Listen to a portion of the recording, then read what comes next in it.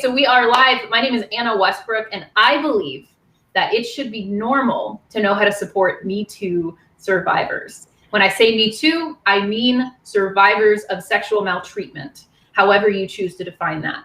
I use the term Me Too based on the movement started by Tarana Burke. It's important to say her name because she did start this movement years before the hashtag became famous and recognizable.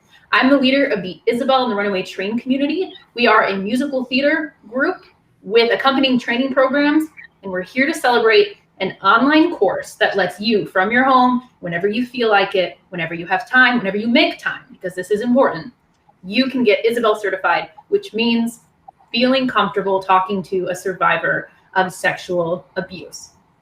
We have several leaders here today, and I'm actually going to pass it over to Lucky Cantu, who is our student moderator. She'll be walking us through this event.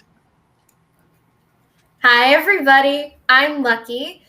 I am a local high school student, actress, activist, and was an intern with Isabel and the Runaway Train this summer. We are here, as Anna said, to celebrate the launch of Isabel Community's online Me Too Survivor Support course. Isabel and the Runaway Train is a jazz folk musical with accompanying training programs. All Isabel programs teach people how to support survivors of sexual maltreatment. I am so excited that we will be releasing this discount code at 725 for the Isabel course online. It's usually around $115, but this code will give you more than half off, so it'll be around $50. Now, I would love to introduce each of the speakers this evening. First up, we have Anna Westbrook, our executive producer, composer, and playwright at Isabel and the Runaway Train, and the founder, CEO, and head of training at Reimagine Normal PBC. Now, I would love to hear from you and ask you why you're excited for this online course. I'm excited because I've spent a lot of time thinking about the time-space continuum, and I love that we are breaking time and space. I can speak in front of large crowds, but I would rather sit in your living room and tell you way more about what I know than is ever possible for me to have time to do for everyone. So the fact that this course, it's like I'm in your living room and like my team's in your living room. Though maybe you do it in your office, I don't know, but I want to go to the living room, so please learn. All right, and next we have Fernando Velez, production manager and original cast member at Isabel and the Runaway Train, and founder of Reimagine Normal. Now, I would love for you to share with us your connection to Isabel and the Runaway Train. Yeah, my connection with Isabel is a strong one. Like you said, I was in the original cast, and during that production, I approached Anna and sort of asked if there was anything I could do to help, and eventually we ended up coming with this idea of a training program and a webinar, and we had so many dreams and aspirations. So it's nice that this webinar is finally launching, and I'm very excited for it. Me too. All right, next we have Bella Rockman, B-Rock, local neuropsychotherapist, journalist, founder of B-Rock Therapy, Behavioral Health Academy, and mental health consultant to Isabel and the Runaway Train. Now, I am super fascinated with what you do, so could you please share more about your work? Sure. Glad to be here. Hello, everyone. Okay, so neuropsychotherapy is basically a brain-based approach to psychotherapeutic treatment and services. I practice from a wellness model, though, not like a traditional medical model of a sick model, but how can we help establish patterns, routines, psychoeducation so that you better understand how to expand and improve your mental health. And a lot of times when we feel stuck in life, we need to retrain our brain. So I teach people how to retrain your brain, how to create new neural networks. And then some of the treatment modalities that I use open up the neural networks that you have to help reprocess negative self-beliefs, trauma, or even anxiety, like performance anxiety. So that's kind of a simple explanation of the complex neuroscience that I love to dig into every day to help people heal and expand and evolve. That is so cool. Next, we have Michaela Garcia, one of my favorite people in the world, and online community coordinator and original cast member of Isabel and the Runaway Train. Now, I would like to hear about your connection to Isabel. Obviously, you're in the cast, but I know that it goes a lot deeper than that. Yes, hello. everyone. My name is Micaela Garcia, or Mick is good too. But I have a really strong connection for essentially being just Isabel herself in the original cast. My main passion and occupation outside of being the online community coordinator is acting, musical theater, and all sorts of things like that. So the fact that two main passions of mine, acting as a supporter for survivors of sexual maltreatment and musical theater, just happen to come hand in hand is sort of beautiful. So yes, a strong connection is an understatement. Thanks, Lucky. Thank you. And finally, we have Stephanie Moore, local producer, writer, and development director for Isabel and the Runaway Train. Now, why are you excited for this online course? I'm excited for this online course because I really believe that this can really change how we treat survivors and how we speak to survivors. And being a survivor myself, it's extremely important for people to understand that we're not China dolls, but there are certain things that we need to be spoken in certain ways about, and understanding that how our neural pathways, as B-Rock was talking about a minute ago, how those neural pathways have to be readjusted. Well, so do the people that love us. So that's why it's so important to me that this happens and that this webinar is available for people to understand and to use it not only in theater and in schools, but also on film sets, because that's where I am most of the time, is on film sets. And we plan on using that on our film sets before we ever even get started in rehearsals, having people be Isabel certified. So that's a lot of why I'm excited, is to get people into this and understand what it really is. Thank you. Now we are going to move into a tour of the Isabel course, and there will be a public Q&A section. However, we'd like to first go over a few frequently asked questions. So the first one that we have a lot is, why is it important to make surviving Me Too supporters normal? I said that wrong. Make it important. Why is it important to make supporting Me Too survivors normal? And why is it so hard to say that sentence? Nick? Great job, Lucky. You're doing great. I think it is a very loaded question. I think that's just why it's hard to sort of come out verbally. But I think it's really important to make supporting Me Too survivors normal, because it happens to way too many people, and it happens to way too many people, and for us not to talk about these things, for these things not to be important or normalized in everyday conversation. And hopefully through normalizing that support and those conversations, a ripple effect of healing, of peace, of community and love will spring out of making that support normal. So, Bella? Yeah, I mean, I think that we need to normalize things that are normal. And sadly enough, sexual maltreatment is incredibly common, and it's not normal in terms of a behavior that's permitted or acceptable. But, statistics show us 1 in every 3 people in a room, 1 in every 6 people in a room, and that's just reported incidents, And now we live in a time that I think this is just perfectly situated within history, her story, our story, Isabel, and the work of Isabel, because so many institutionally people are addressing sexual maltreatment within corporations and media, arts, entertainment, education, within medicine, within sports, within religious organizations. And so, we really have to let go of these sort of puritanical shaming ideas that we can't say sex and we can't talk about mistreatment, because the things that we hold in secrecy and shame are the things that thrive. It's almost like any disease process. It thrives when it's uncared for and unchecked. So these should be comfortable conversations at the dinner table. I mean, as long as you're using respectful terms and terminology, because when we normalize it in that way, it allows that next little boy or that next little girl or that next teenager or that next freshman at college or that next woman in a boardroom or man in a locker room or whoever it may be, or however you identify, to say, yeah, you know what, me too, and remove the stigmatization. And I love what Stephanie said, creating new neural pathways and new neural associations to these conversations for communities as well, because research shows us that the trauma itself is not as significant as the way that the immediate response is afterward. So we're really re-traumatizing a lot of survivors with the lack of education, the lack of empathy, and the lack of language to speak to it in a way. And it's a lot easier than you think, but you all will learn that here shortly. Yeah. Now, another one that we get is, in your experience, do you think supporting survivors is something that everyone knows how to do, or do you think it's something most people can't do? Now, I'd love to hear from Fern on this.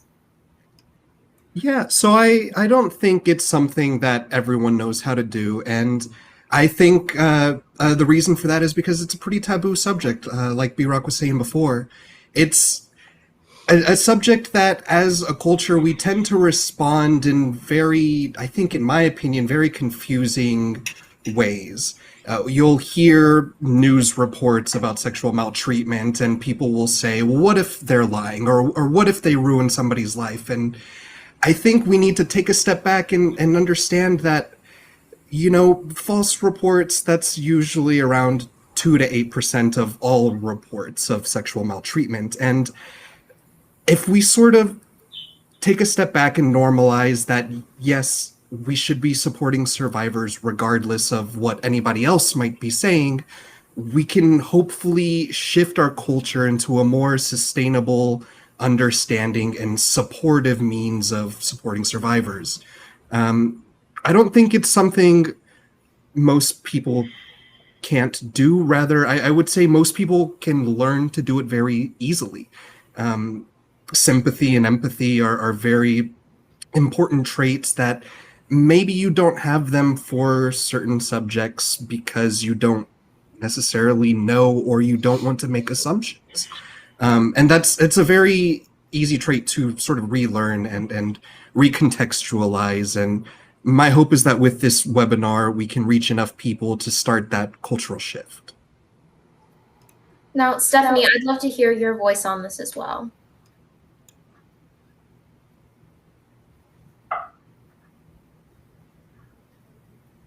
I think you're muted. So sorry, guys. I feel like in the overall, like, talking about it and not even normalizing, but just talking about it, you know, there's so many people who don't report because they're like, well, who's going to believe me? And I think things like Isabel on the Runaway Train, things where we're actually talking about it and untabooing this subject, creates a space in which people can actually talk about, you know, things that they consent essentially is, you know, opening up that whole conversation of consent. And so, you know, I hope that answers your question. But I think that's why this is something that needs to be addressed so often, is making it to where we can talk about it in a way that is normal. Yeah. Now, Anna, you identified these problems, and that's how the Isabel course began. Would you tell us more about that? I'm happy to. So I first identified as a survivor in 2011, 2012. And that's when I learned PTSD, in particular complex post-traumatic stress disorder. And I started speaking about my experiences. And I am an adult survivor of childhood sexual maltreatment. And it took me until about 21 to say that that's what I was. And that's actually early. A lot of people don't step into that and start talking until much later in life. So I started speaking out and asking for help. And I did get help from a lot of people, but then a lot of people I did not get help from.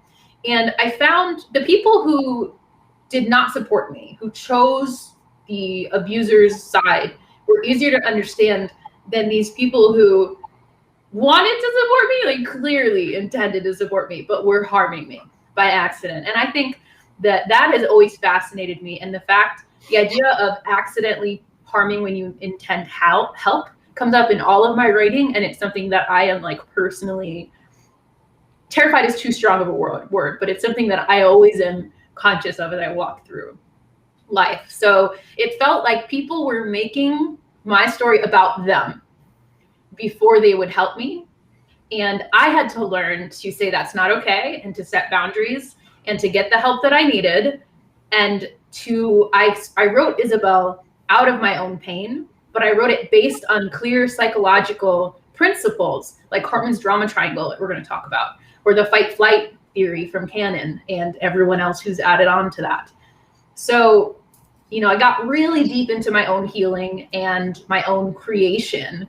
And then I think after the premiere, when I had, Fern offering to help me, I was able to sit back and say, okay, what if the fact that they were making it about them, what if there's a good motivation there? What if there is an element of self-care that you have to do first before you can support a survivor? How could they do that but not tell me about it? Like, what could I give them to do instead? Now that I have my support system, how could other survivors feel supported? And that's what led to the Isabel training program that Fern and I first workshopped live, and then we started doing online in 2020, thanks to the pandemic, and now is available on demand.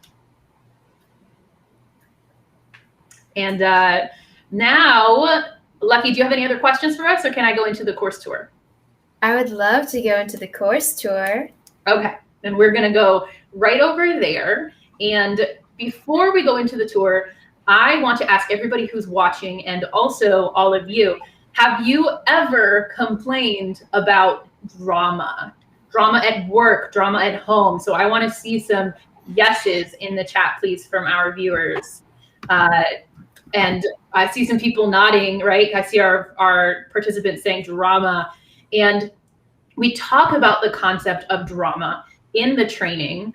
And I'm setting you up for this concept now live, and then I'll show you the video. So I did not evaluate the question of what does it mean to be dramatic. Oh, we've got Segal saying, yes, they've said dramatic behavior happens before, complained about it. So I never stopped to question exactly what that means, but a psychologist did.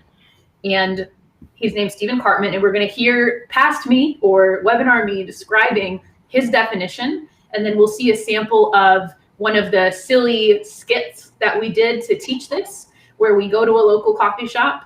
And then also we'll see a sample of the follow-up info. So this video is expanded in the webinar, but we have a short little highlights reel that I'll play for you now. I didn't, but a psychologist did.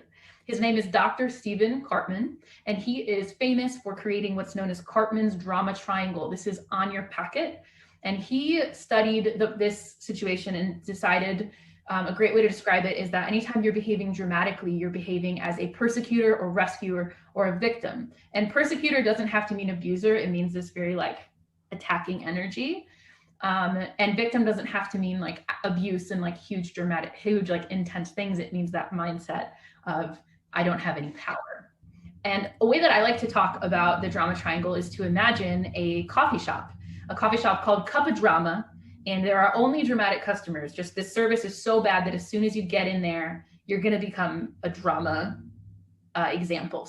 No, don't worry about it. I'm just going to give this to you. I'll coach you, okay? Okay. So I can see you. I'd like you to respond as a persecutor, please. And you get several takes. This is too hot. Oh. I felt that. It is too hot. Very good. Very good. Oh, actor. Now look at it. Okay. Be angry. Look at the copy and be angry. Look at the copy.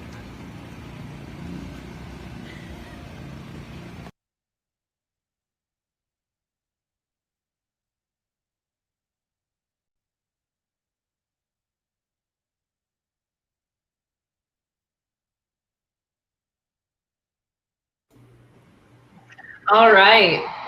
How is our sound going for our viewers here? I think we're doing okay. I'm hearing a little bit of audio feedback. Is anybody else hearing that, or are we good? Okay, let me see if I let's have only occasionally. Okay. Can everybody besides me mute themselves real quick, and let's see if that's gonna go away. What's new? Interesting. Okay, we got it. There's mine, at least. There's gone for me. So we got to see Lucky being an actor, and you'll see that we got to take a story that we used to tell just as a joke in a live performance of, oh, hey, imagine a coffee shop, and everyone there is reacting dramatically. And we got to actually go to a coffee shop and thanks so much to Vision Coffee for having such confidence that they let us come and pretend they were an awful coffee shop. So check them out, Vision Coffee, ATX on Instagram. So that's one of the ways that we've been able to use theater to teach concepts. And then after that, we discuss and look at ourselves and how it is that we fit within the drama triangle. And then we get to look at excerpts from the show and analyze them and then discuss them in the online format. So I'm going to show you, the next clip is going to be some of the creative content that we have. And one of the coolest things about our program is that our community has stayed together, and our 2018 live stage cast, they've come back for several different programs throughout the years, and you can see several of them are team members right now. So we are going to hear a scene that Mick edited for us. We're going to see footage from 2018, and then new footage and audio from 2021 is put on top of it in a little talking head format.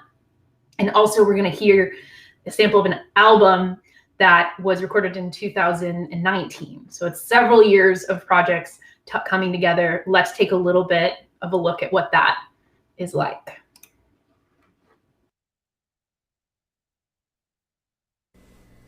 Do you need something?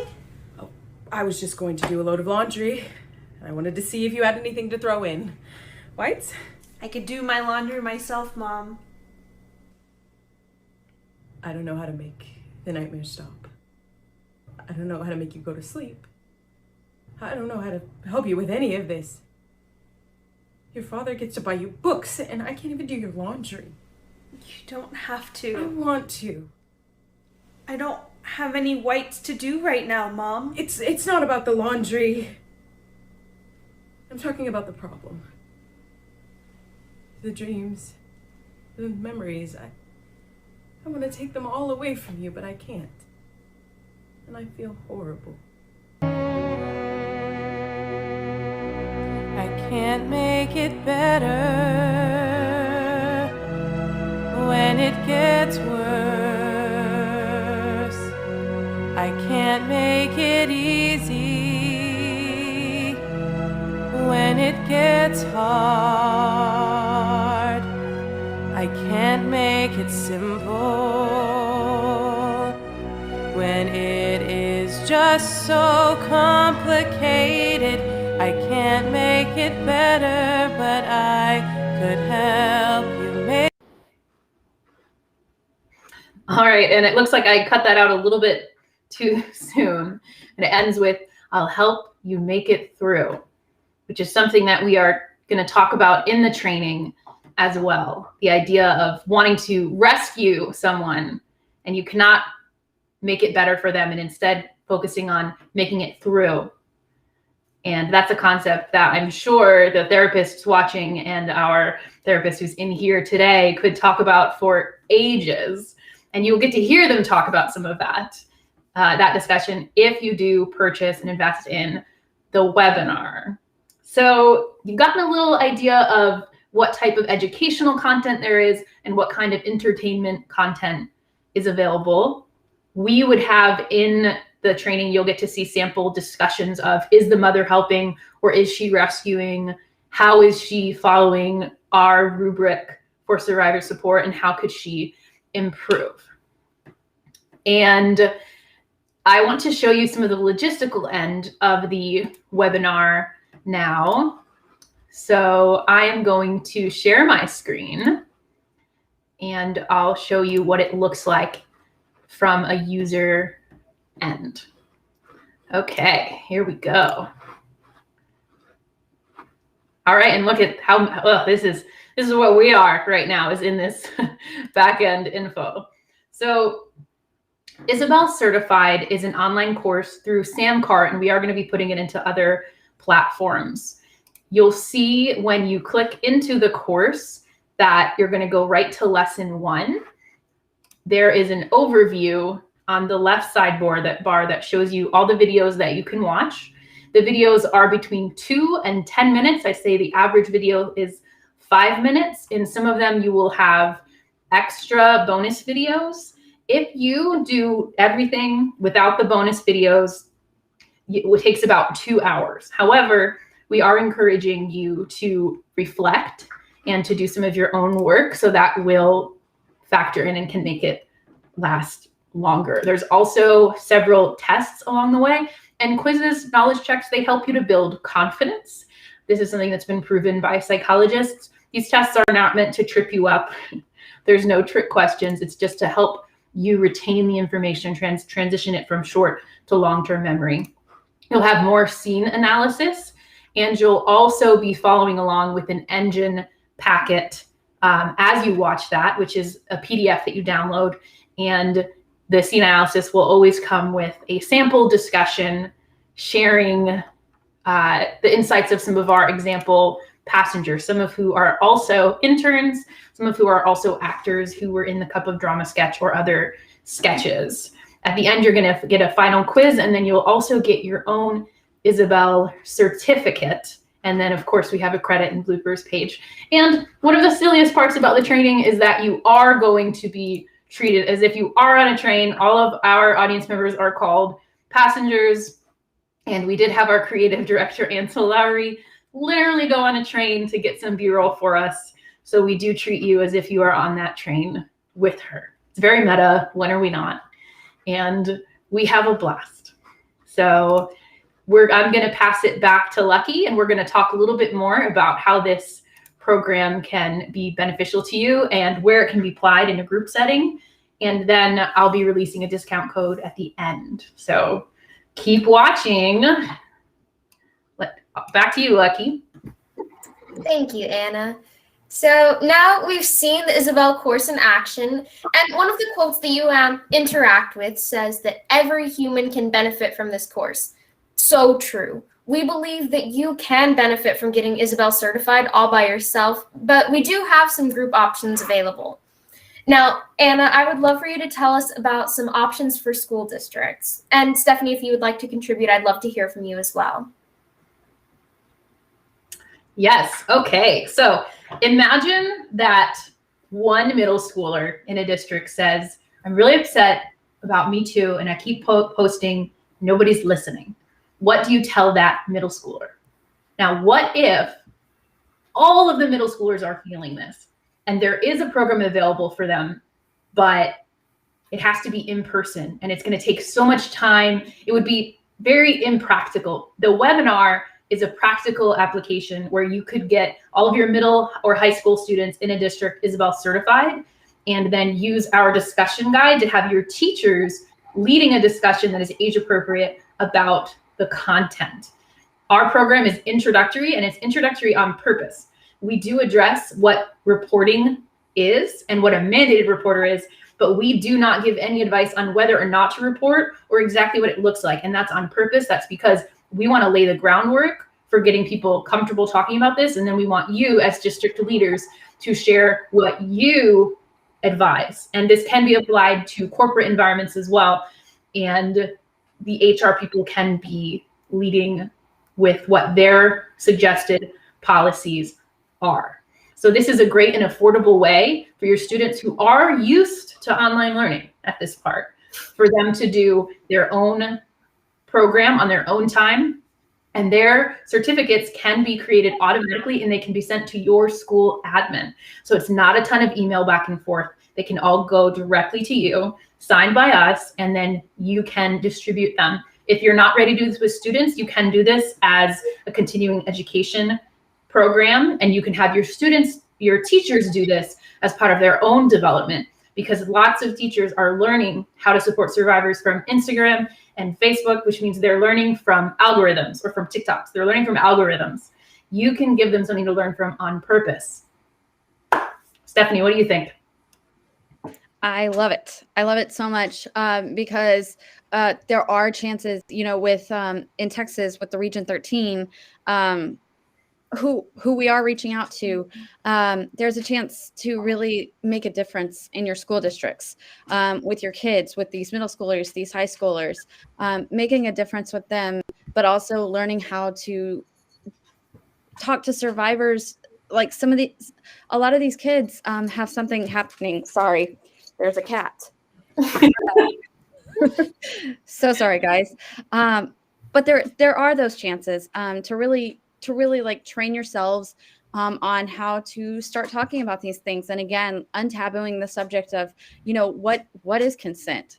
It should be a part of our every conversation, and especially in schools, having teachers or librarians or whoever, counselors, anybody on campus, any adult on campus, being able to, say something to a student and be like, hey, did you consent to that, is so incredibly important. And I think that's, we're not telling them, like Anna said, we're not telling you how to do things. It's just, being able to understand what it is so incredibly important. And I think that's going to be a major step is having these school districts be interested in helping their students, because, it is the TikTok crazy, I don't know, Snapchat something or another generation.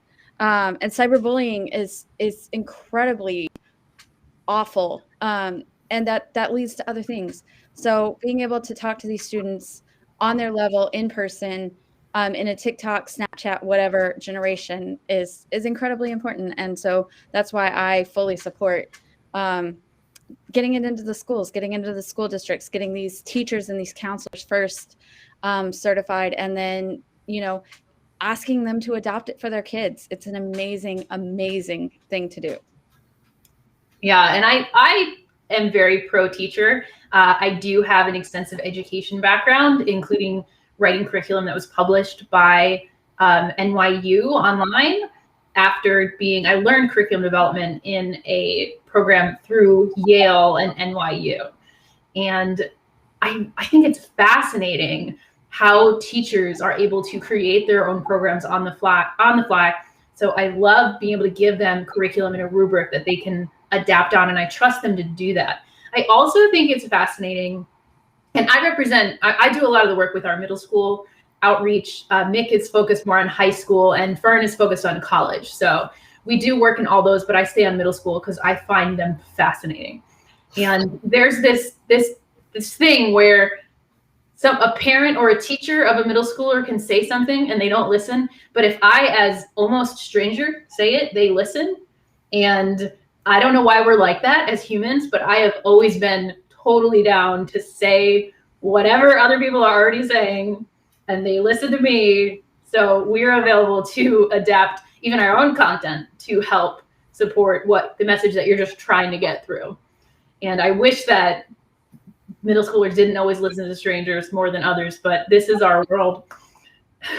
So back to you, Lucky. Let's hear some thoughts. Oh yeah, no, as part of that generation, I can definitely confirm that these are facts. Now, Fern, would you describe the opportunities, as Anna said, you focus more on the college, so the college or university students to get Isabel certified as a group, and also share how higher education staff can be part of this process? I'd also love to hear it. Yeah, absolutely. One of the things that we like to do is bring these training programs to any student organization. So for example, at the University of Texas, we brought our training program to a sorority there.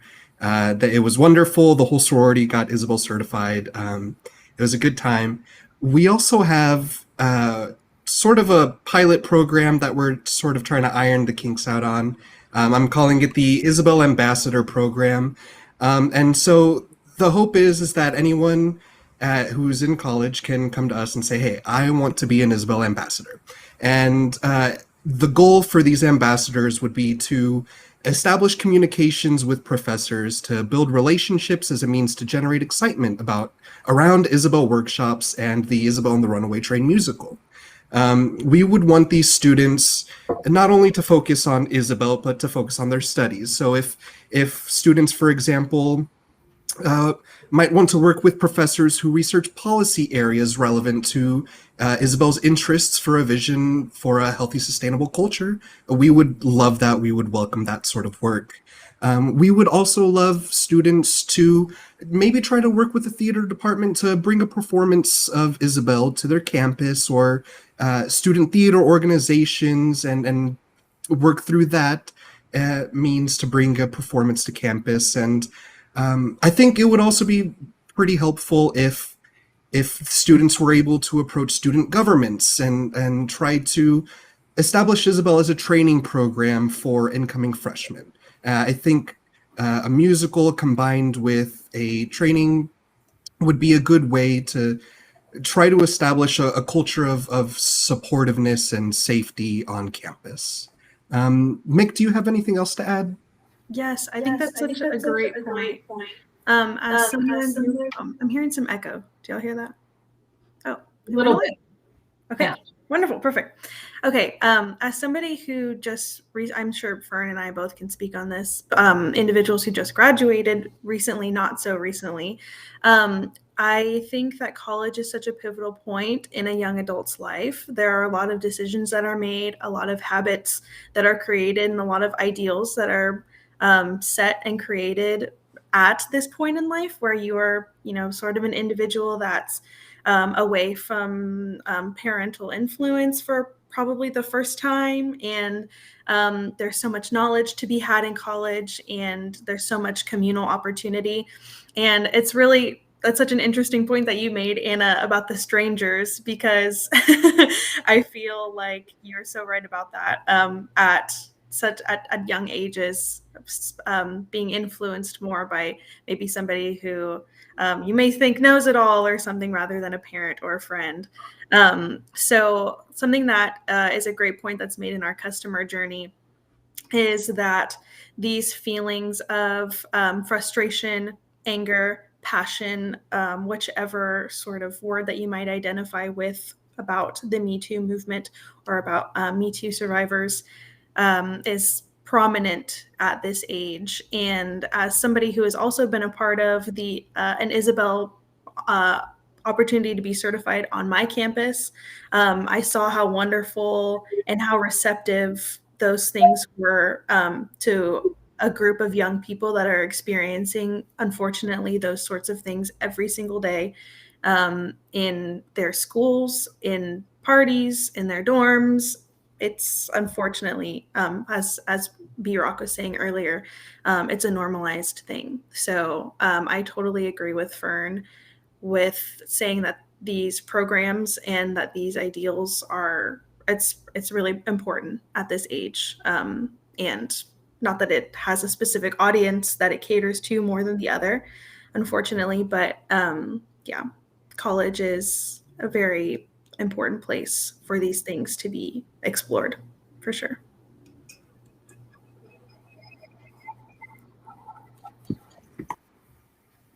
I would actually love to hear now from Anna.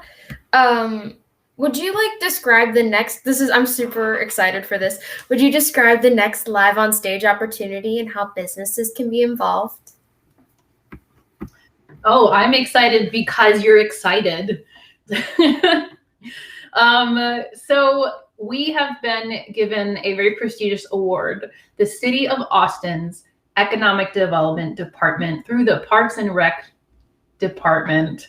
They have an artist access program, and that's when I got to practice. I used to have that down of all the labels, but we're a recipient of the artist access program, which gives us free or reduced price access to city theater space. And we're going to be using that to produce 2 events. One is Isabel and the Runaway Train, and we have sponsorship opportunities available for local businesses. And then also we're going to have a follow-up event called You Can Heal, because our program is going to teach people how to support survivors, but it also can stir up some emotions, and we want to be able to take care of people. Thanks, Sagal. I'm glad you're happy.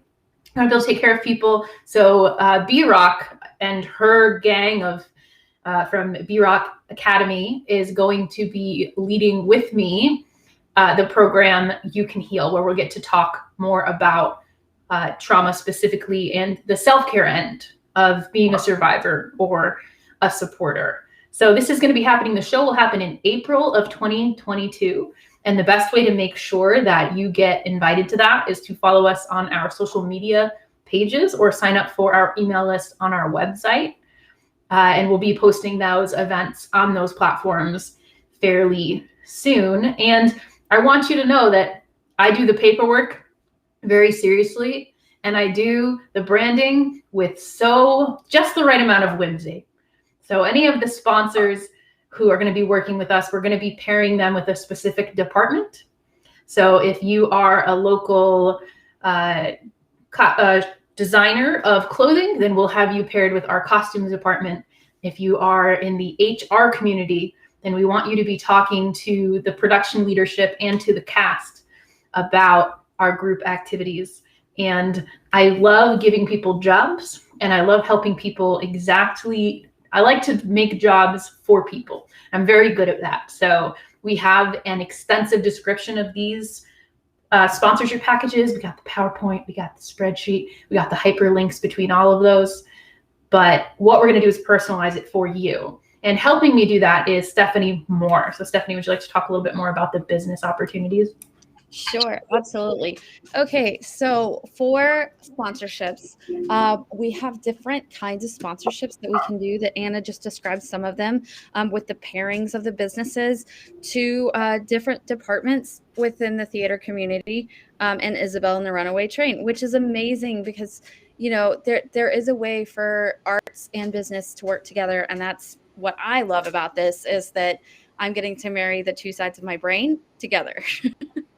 And with those sponsorships, what the sponsorships will do, we'll be able to pay our artists. We will be able to make sure that we can take care of, you know, any kind of anything that we need to do to keep these webinars going, to keep things going in general. But really, the most important part of the sponsorship is being able to say, look, we value our artists. We want our artists paid. And that's a really good way to support arts and business at the same time. It's a philanthropic thing. And also, you know, being paired with those specific departments, you can see how just a little bit helps a ton. Because, you know, with costumes, like if you're a designer and you have stuff and you need costumes, well, that's fantastic. Or if you're a makeup artist, or people forget about the accountants sometimes. And I don't know how you forget about an accountant, but maybe that's my line producer brain kicking in. But being able to say like, hey, you know, my sponsorship dollars helped Isabel and the Runaway Train create a great budget that actually got them further out and really helps us do what we do and helps Anna do what she does and everybody on this team do what they do best, which is heal and help others heal and help others figure out how to talk to those survivors. So sponsorships are incredibly important. We're so excited to have them. And if anyone is interested in that, please go to the website and let us know that you're interested in sponsoring. We'll send you information on it and figure out how you best fit, because that's what it is.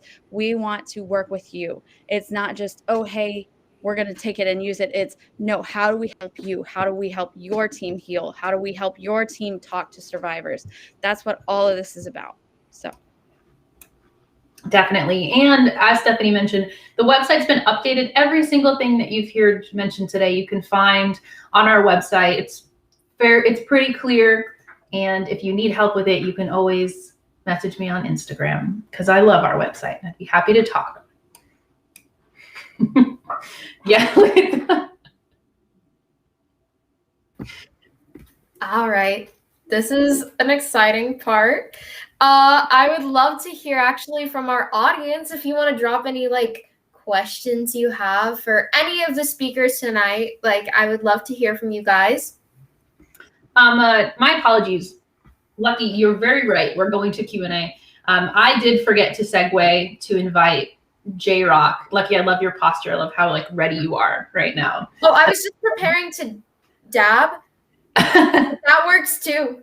Okay, it felt like a show tune, like ready, Anyway, show tune pop culture, either way would go for Lucky would go either way. So for that May event, and the dates of the show, we're looking at the last 2 weekends of April when we do our production, and then 3 weeks after that, we're looking at our You Can Heal event. So I'm really excited. Bella, would you share a little bit about that event? Sure, I'm excited to sort of very TED Talk style meets Dave Chappelle talk about behavioral health and supporting survivors and realizing that we're all survivors of something. I think even that thought process helps destigmatize sexual maltreatment survival because everyone survived something. So I'm going to be sharing principles from our curriculum that will be released next year. And the synergy between the Isabel work and the B-Rock Therapy Academy work is just phenomenal because our curriculum addresses middle school and high school and college, as well as first responders and law enforcement. And it's really just, it's retraining the brain around the miseducation of giving us not only EQ, sort of like, or emotional intelligence, I should say, but also giving us like language to call a thing what it is, because there's so many things that we experience from a mental health standpoint and behavioral health standpoint, we don't even know what to call it. So I'm just gonna kind of highlight some key themes from that, talk about ways that you can heal, because when you heal, you help your predecessors heal. But when you heal, you also help your foremothers and forefathers heal. It's intergenerational healing. And when you heal, you help your community heal.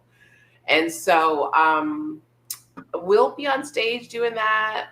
I'm thinking about singing a song from the show, Healing, It Can Happen. That should be happening. So show up for that. But I think it's just going to be a really great weekend. I think it's going to be a great weekend. You'll come meet us, come meet our team at the table. And let's just normalize healthy behaviors and healthy communication and not just focus on red flags, but we're going to be talking about like a green flag weekend. What are green flags? Ooh, love it. This sounds very exciting. I'm very excited for all of these things. Right, Meg? So Lucky, let's chat about some Q&A. Now, please drop your questions in the chat. In the meantime, while I wait for those to come in, I actually have a few questions of my own that I would like to ask. And this one, the first one that I'm going to be asking, is actually open to any of the speakers. So I'd love to hear from any of you. What are, like, for you guys, like, the main takeaways from tonight? Like, if we remember, like, 2 things, like, what would that be? Do you mean for us individually as people, or the takeaways for the audience? Like, I'm speaking for the people here. I want to hear from Nick because she is our online connector of the people. Oh my goodness, what a coincidence. I had a response to that. That's so crazy. What are the chances? What are the chances? Yes, I think it's really surreal for me at this moment to be talking about Isabel in like 2022 and like all of and just to see everybody's faces. So I think one of the main takeaways for me as being the community coordinator would have to be community and how just people that were strangers to each other as early as today sort of things would just happen to be in the same room, virtual room, being here for the same cause and supporting each other it's a very beautiful thing to see. And I hope that other individuals that might be onlookers or new customers or clients, supporters themselves can look at this community and see the love and see the support that I feel being here. So that's a big takeaway for me, for sure. Anybody else? Or can I ask my other questions? I had so many prepared for tonight. I did my homework, y'all. I actually have a question, and this is kind of more of a question for me, but this is also applicable to people my age. Is actually, you guys talked about middle schoolers and you talked about university students, but as a high schooler, I fall kind of in the middle. So how are y'all making the Isabel course like accessible to people my age? Because I know that we're in different places in life, so I'm curious. I think I've directly asked Fern and Nick, how many hashtags can I do before they can tell I'm 30? And that's why I do the social media. No, the reason we can talk more about why the TikTok was taken away from me, but that's why I don't do any of it. Yes. So the thing is that I really believe in students. I don't see students as pre-people. I don't see them as preparing for real life.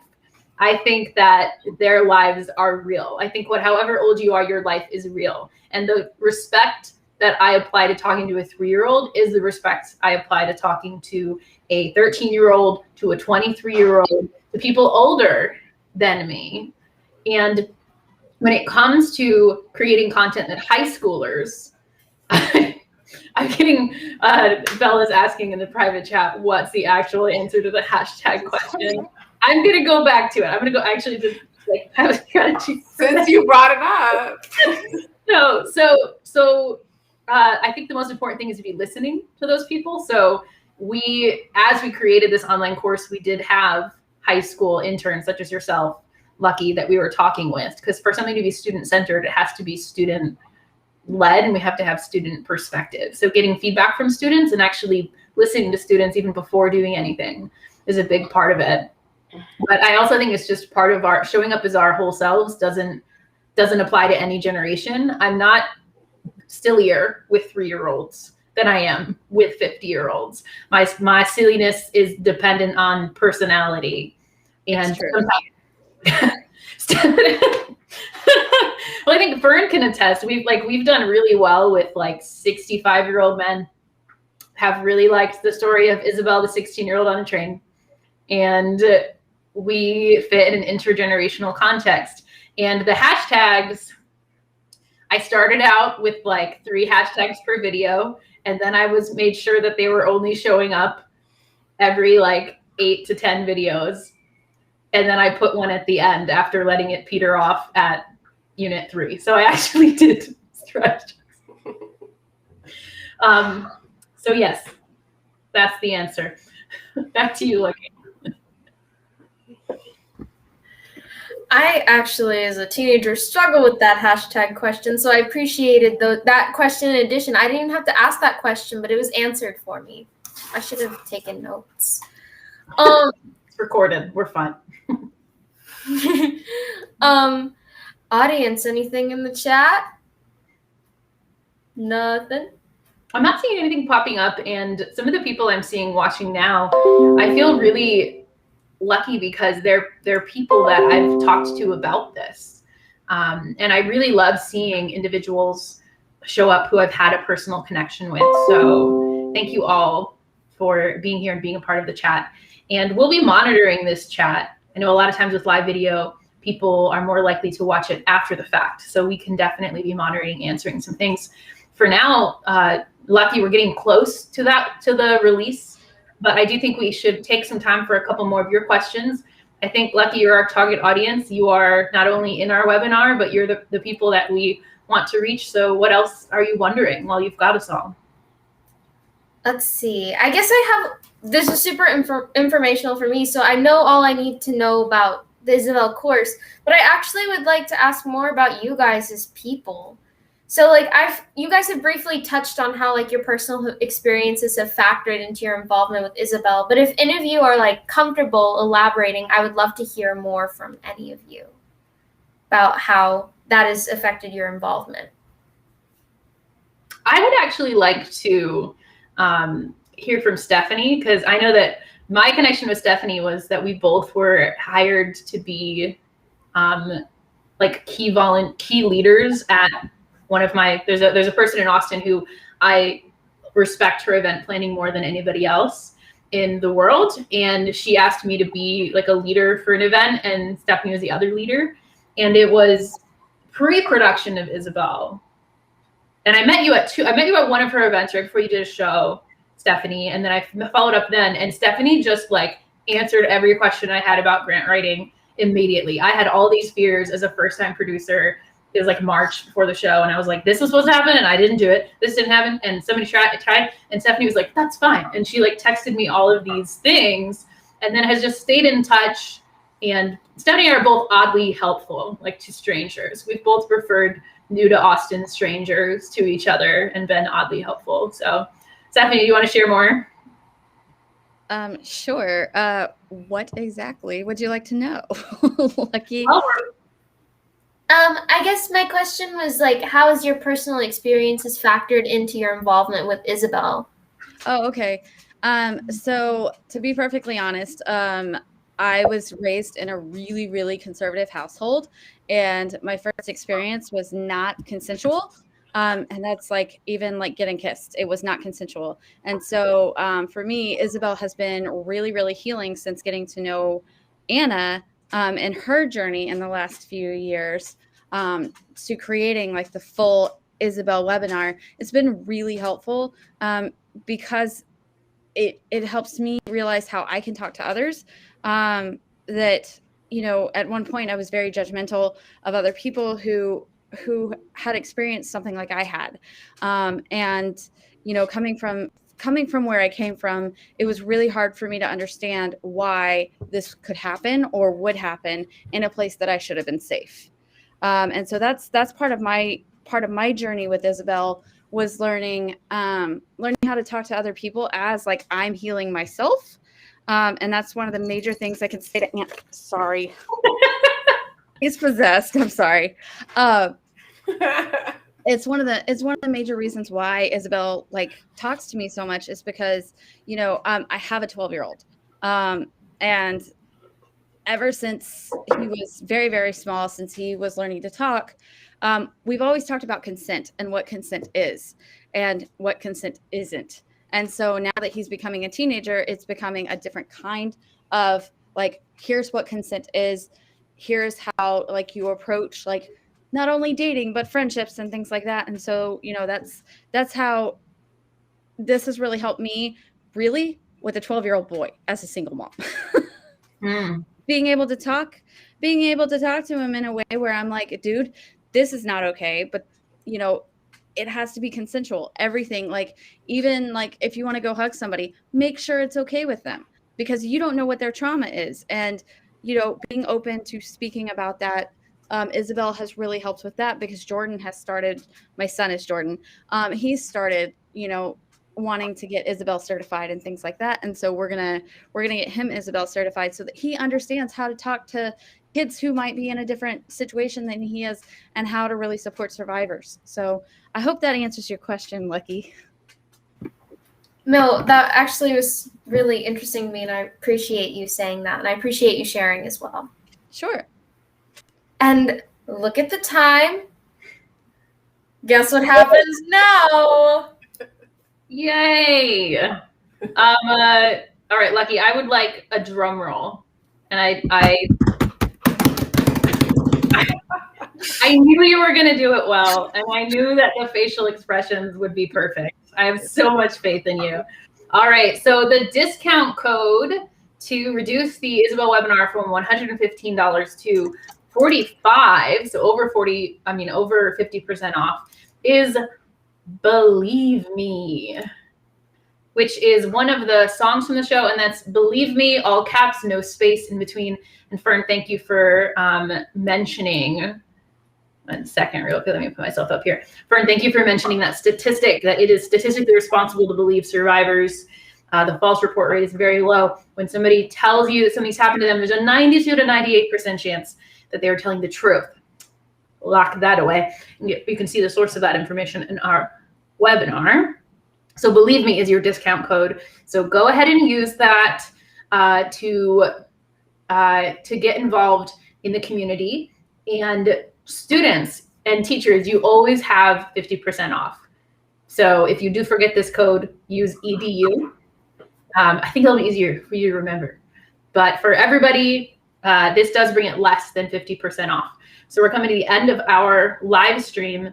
And Lucky, as we close out, I think I'd like to hear you say, what are you feeling more excited about after being our moderator here? I feel really excited because now I have a code that I can go to school tomorrow. And I am very involved in a lot of different organizations at my school. And I feel confident that I'll be able to share this with my teachers so that I can be like, hey, let's start working on this like as a community all together.